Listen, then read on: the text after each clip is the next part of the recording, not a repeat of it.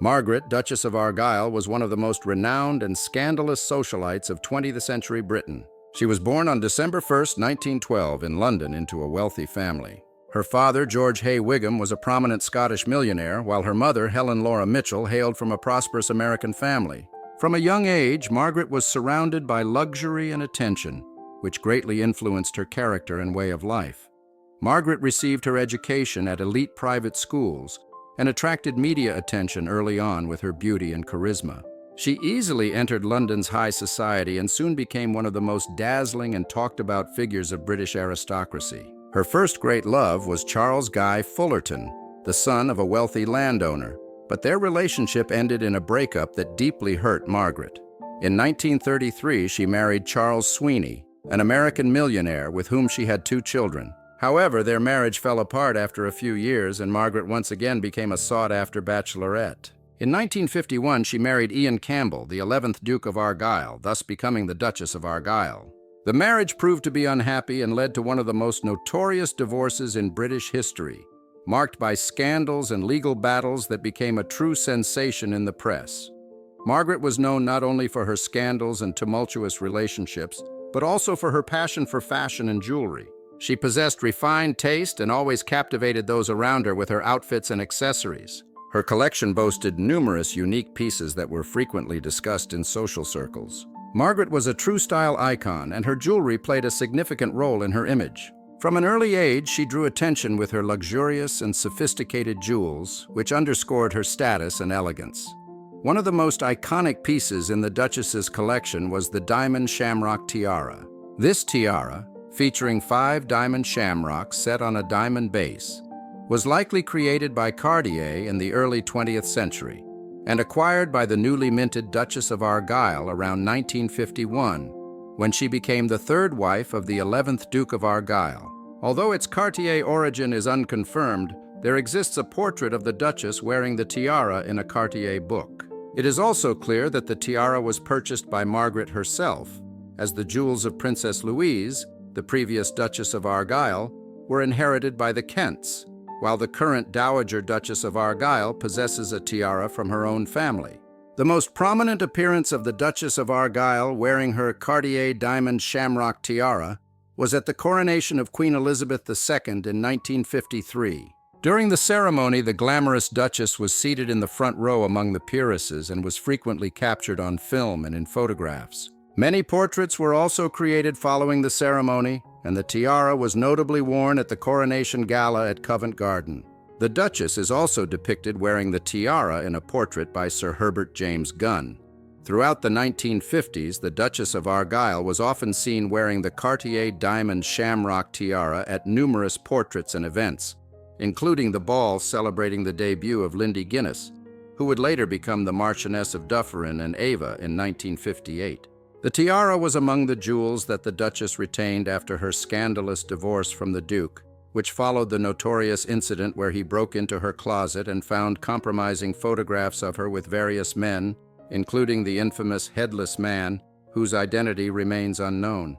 Now referred to as Margaret, Duchess of Argyle, she faced intense negative press and lost much of her fortune, but continued to appear at social events, such as the ball at Belvoir Castle, the residence of her brother-in-law, the Duke of Rutland, in 1965, where she paired the tiara with her Art Deco diamond and ruby brooch. The current whereabouts of the tiara are unknown, but the Duchess suffered a robbery in 1970 and faced financial difficulties throughout the 1970s and 1980s, suggesting that the tiara might have been sold. However, it is also possible that the tiara now belongs to her daughter. Another remarkable piece frequently worn by Margaret was the Cartier diamond fringe earrings of the Duchess of Argyle. This striking pair of Art Deco-style diamond fringe earrings was acquired from Cartier. The exact origins of these jewels are unknown, but they were most likely a wedding gift to the then Margaret Wigham when she married American golfer Charles Sweeney in 1933. The earrings were probably a present from her father, George Hay Wigham, a wealthy Scottish millionaire. Margaret Sweeney was a prominent figure on the social scene for decades, often photographed wearing the dazzling Art Deco diamond fringe earrings throughout the 1930s and 1940s, even after her divorce in 1947. The Duchess was also depicted in these earrings in a portrait by Sir Herbert James Gunn and continued to wear them for numerous portraits and gala events, including the Coronation Ball at the Royal Albert Hall in 1953, as well as at more intimate cocktail parties. One notable appearance of the earrings was at the debutante ball of her daughter, Frances Sweeney, later the Duchess of Rutland, held at Claridge's Hotel in London in 1955, where the Duchess also showcased her Cartier Art Deco diamond and ruby brooch for the first time. One of the last prominent appearances of the Art Deco diamond fringe earrings was at the gala celebrating the 21st birthday of her son, Brian Sweeney, at Claridge's in 1961. The current whereabouts of the diamond fringe earrings remain unknown, adding a layer of mystery to these exquisite jewels that once symbolized the Duchess's glamorous life. Another stunning piece of jewelry in the Duchess of Argyle's collection was her Cartier ruby brooch. This Art Deco brooch, adorned with diamonds and a cluster of Burmese rubies in the unmistakable Cartier style, made its appearance on the Duchess around the early 1950s. It is highly likely that the brooch was purchased by the Duchess herself, possibly as a consolation gift after jewels were stolen from her London home in 1954. One of the first notable appearances of the Cartier Art Deco brooch with diamonds and rubies was at the debutante ball of the Duchess's daughter, Frances Sweeney, later the Duchess of Rutland, at Claridge's Hotel in London in 1955.